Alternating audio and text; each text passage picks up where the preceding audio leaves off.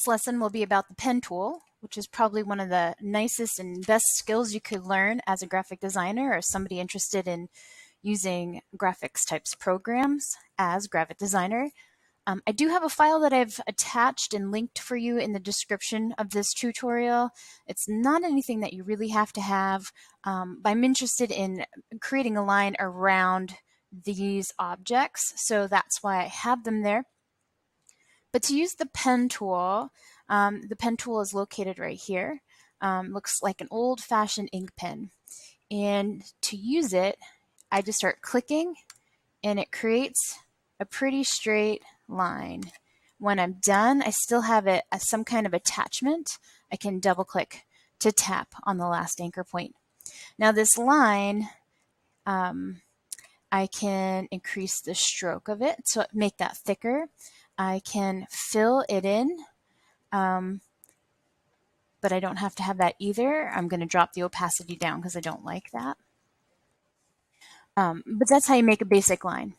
Yet, if you want, you can also make a curved line. The curved line works a little bit different in that if I want a curve to go up and around, I have to tell it that. I have to start it off by clicking and saying, I want my curve to go up. And then I can start making my curve in any direction. But again, it's all by clicking and then dragging until you get the arc that you want or the curve that you want. Same thing. So I'm going to move my mouse over here, but if I click and drag up, I can make this snake-like connection that I have. Now I'm done with this and it's still connected. So again, I'm going to double click on this last anchor point to get rid of that.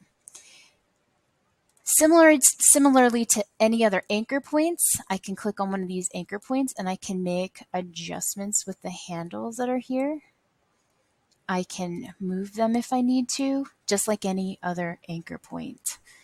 So that is a basic, just clicking, click, click, click, click, make straight lines. But if you click and drag, you make some lines. So now I have these circles here because I want to trace them. And I'm going to use my pen tool to do that. So I need to go up to get this started. So I'm going to click and drag up. And I'm going to move to where I want my pen tool to be next.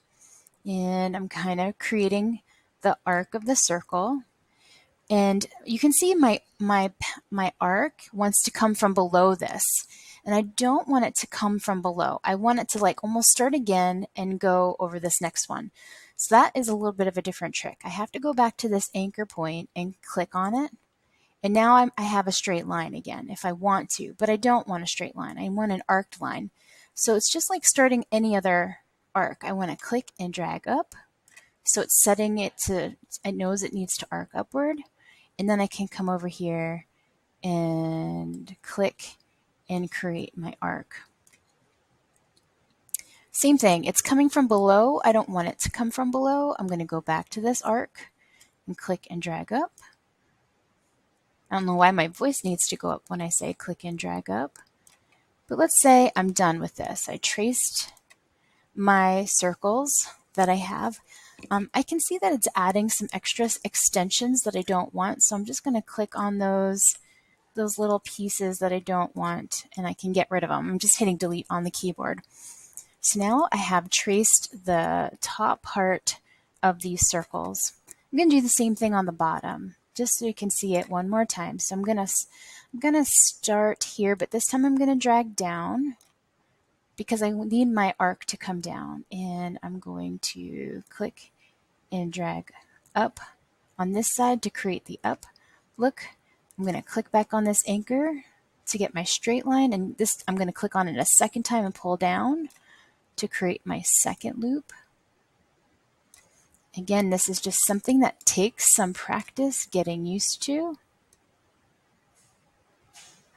Because I clicked on the anchor point, it's messing with both of them. So I'm going to make a separate anchor point for right now just to make this last arc.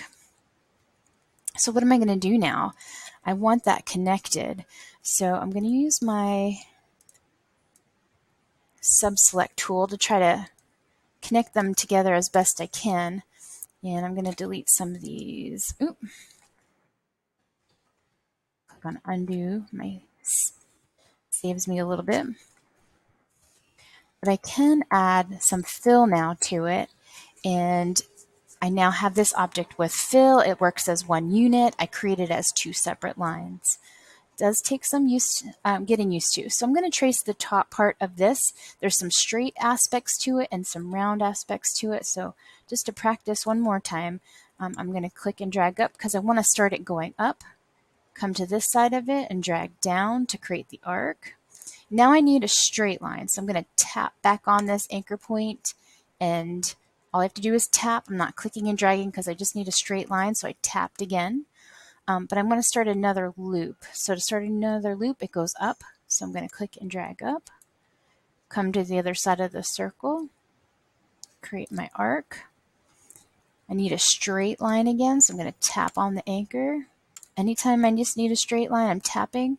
And now I need one more arc, so I'm going to click and drag up.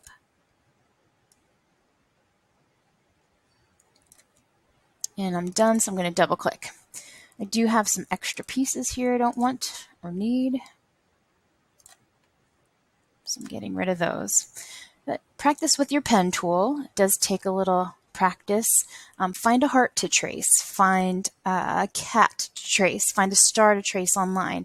Get a little practice using the pen tool and its tracing power.